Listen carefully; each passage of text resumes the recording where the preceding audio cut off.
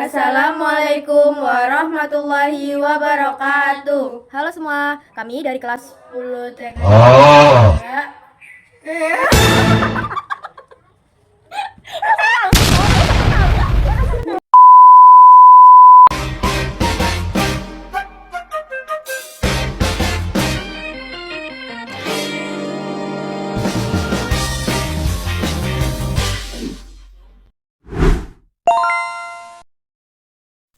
Komunikasi data adalah proses pengiriman informasi di antara dua titik menggunakan kode biner melewati saluran transmisi dan peralatan switching. Agar komunikasi data berjalan, perangkat harus dapat berkomunikasi satu sama lain atau terhubung sebagai bagian dari sistem komunikasi. Sistem menggunakan sinyal, protokol, atau metode tertentu. Sebuah perangkat terdiri dari kombinasi perangkat keras dan perangkat lunak. 1. Komunikasi data terestrial. Komunikasi data yang pertama adalah komunikasi data terestrial yang menggunakan media kabel sebagai sarana akses, sehingga biaya pembangunan infrastruktur cukup tinggi. 2. Komunikasi data satelit. Akses satelit ini memiliki cakupan area yang jauh lebih luas dan dapat menjangkau tempat-tempat yang tidak mungkin dibangun infrastruktur darat. Namun proses komunikasinya bisa memakan waktu lama.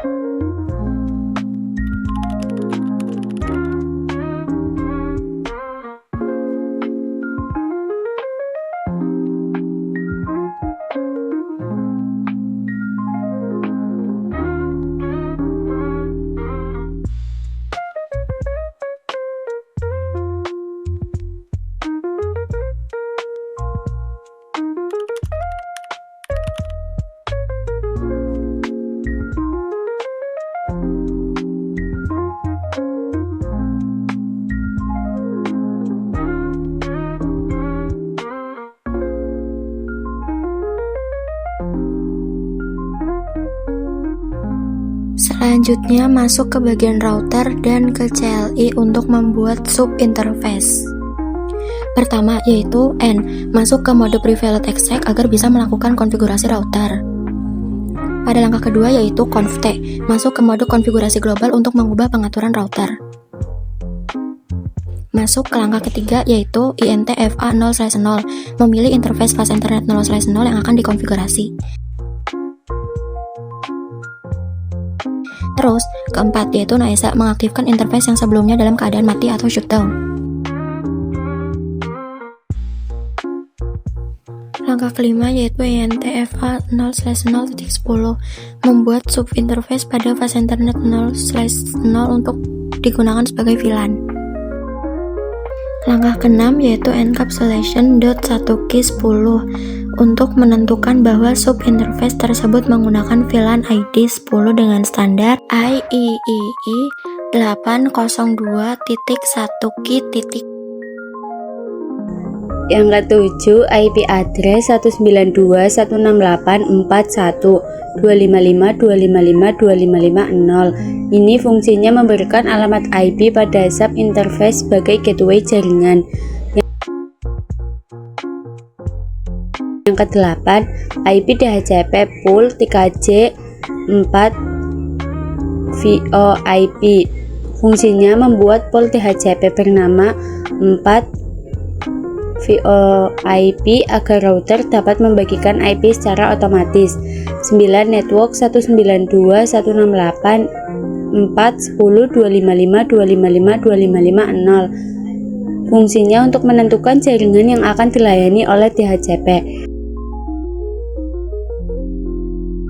Selanjutnya default router 192.168.41. Fungsinya untuk menentukan alamat gateway yang akan diberikan kepada semua klien DHCP.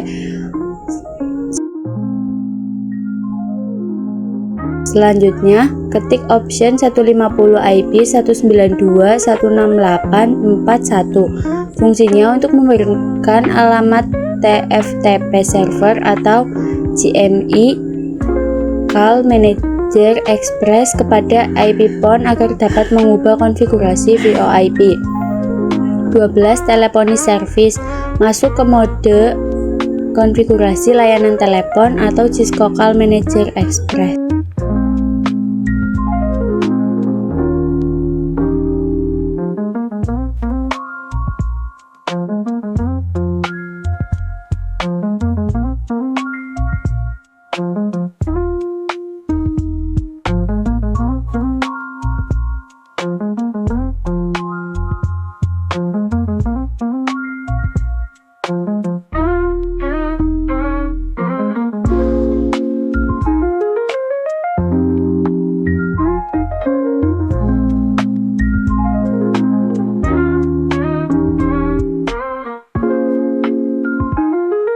Langkah ke-13, IP search address 192.168.4.1 port 2000 berfungsi sebagai menentukan alamat IP dan port yang digunakan layanan telepon untuk berkomunikasi dengan IP PON.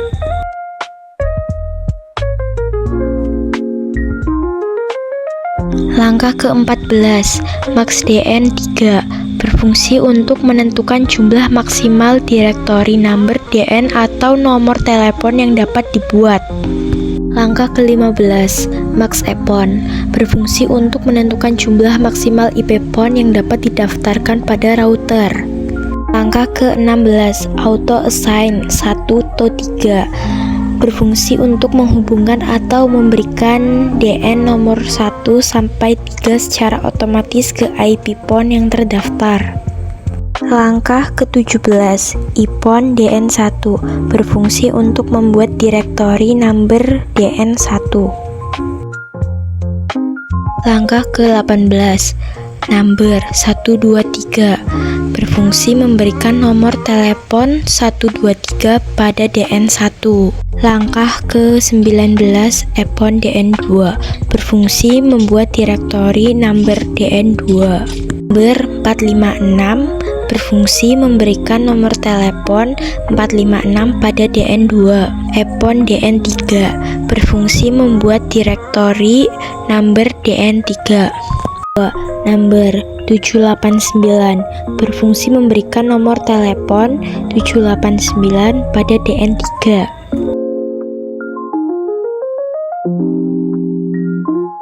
Langkah pertama, 1.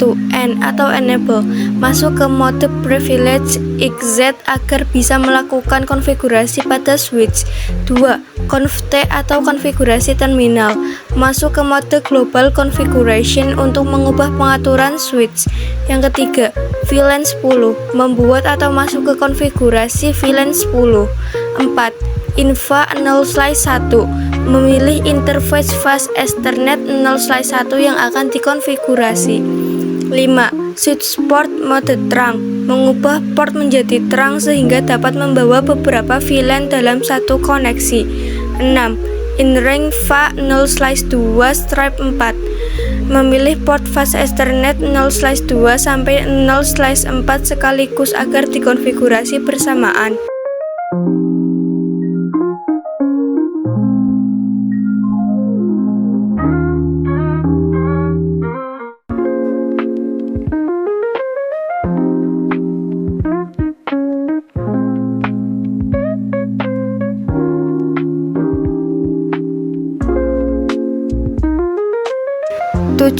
Switch port voice VLAN 10 menetapkan VLAN 10 sebagai voice VLAN untuk lalu lintas telepon IP (VoIP).